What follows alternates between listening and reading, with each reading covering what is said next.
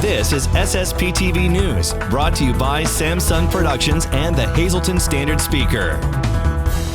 We have an update on a deadly accident in Schuylkill County and a news feature from a community forum on violence next. Hi everyone, and thank you for watching today. I'm Ken Carr with your local information. As of Tuesday morning, Interstate 81 North near the Minersville exit remained closed after a deadly accident. According to the Standard Speaker, 5 people were reported dead on Monday, and a Schuylkill County deputy coroner was back on the scene on Tuesday. The pileup of about 40 vehicles happened around 10:30 Monday morning after sudden snow and fog hit the area. Pennsylvania State Police, Hazleton City Police, and the Luzerne County District Attorney were in Hazleton over the weekend to take part in a community town hall forum. The forum focused on violence awareness and improving the relationship between law enforcement and the community they serve. The forum came after a few incidents in the city, including a shooting that claimed the life of a Hazleton area high school student. I want you guys to look around. The fact that you're here means a lot to us. I know we greatly appreciate the accolades that you have given to the police officers, but the truth of the matter is, solving crime and preventing crime actually starts with you guys. It's a very rare occasion that the police actually witness a crime happen. And what we're seeing now, and a lot of the problems we're seeing with our youth, is that, they don't want to come forward, they don't want to talk to us, they don't want to tell us what happened. And on certain occasions, which is very frightening, they're saying they're going to solve it themselves. They want to solve this in the street, and no good can come from that. So to the extent, I guess it's an adage by now, if you see something, say something. It's important that you let us know what's going on, even if you don't think it's important, because you don't know the totality of the circumstances of the crime, and any little bit of information helps. But also, if you know that somebody knows something, they might not be telling us, we might not have their name. If you could do anything to encourage them to come forward, that's what gets crimes solved or gets crimes prevented. Like the lieutenant said, see a group of kids walking down the street with a machete, don't be embarrassed to call. It's better to call and have it turned out to be, kids Halloweening than a machete fight in the middle of Alter Street. In light of the most recent shooting that happened in the city, the school district was a vital asset to us.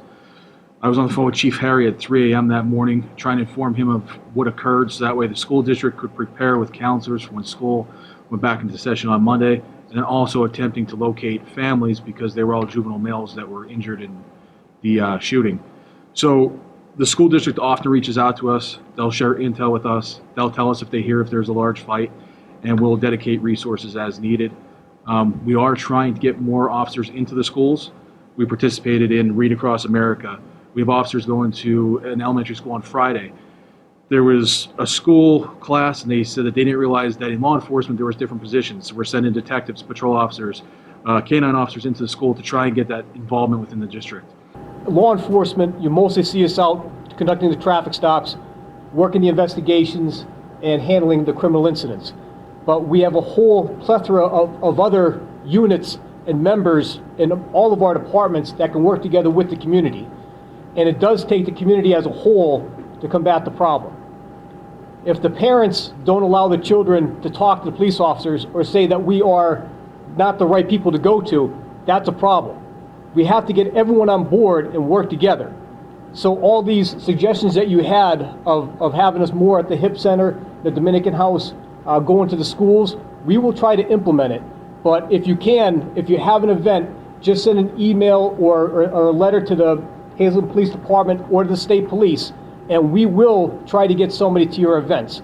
Because we open up this dialogue and we keep this going, and hopefully the next class or the next meeting that we have, we might be able to get a couple representatives from Pennsylvania here. So if you want to talk about grants or something to help clean up the communities, they'll be the ones that you can talk to.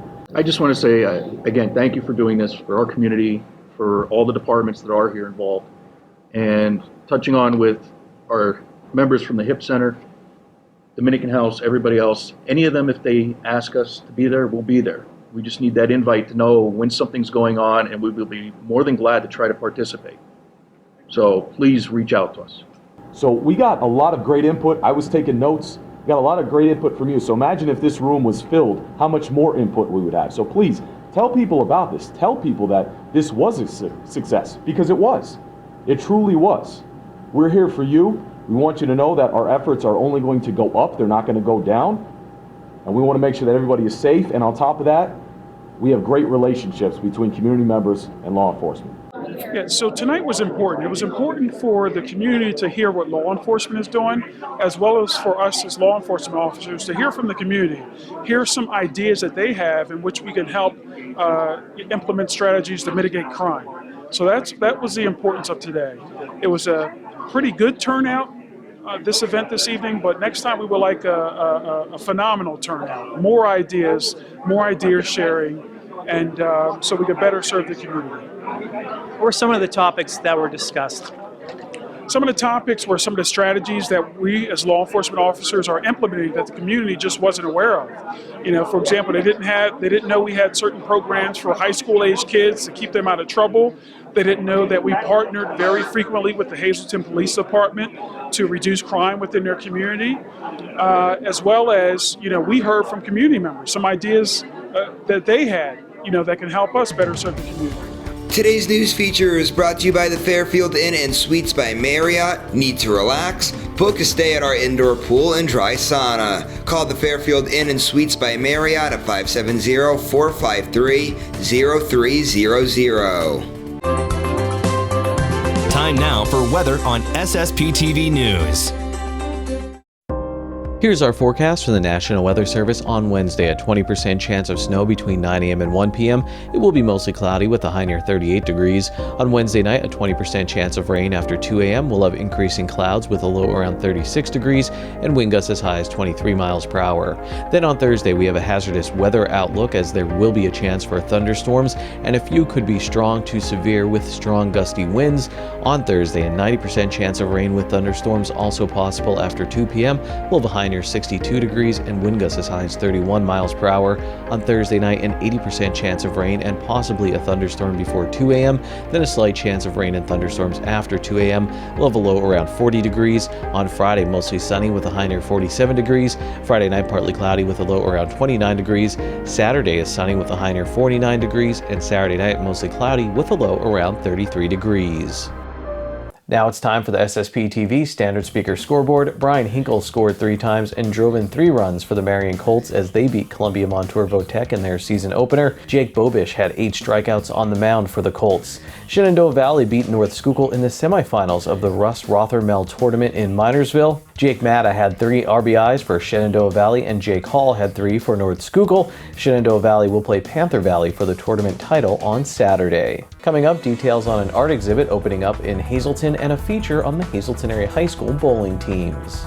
The Beaver Meadows Volunteer Fire Company will hold a bake sale every Friday during Lent. Pizzas can be purchased for $11 baked or $10 unbaked.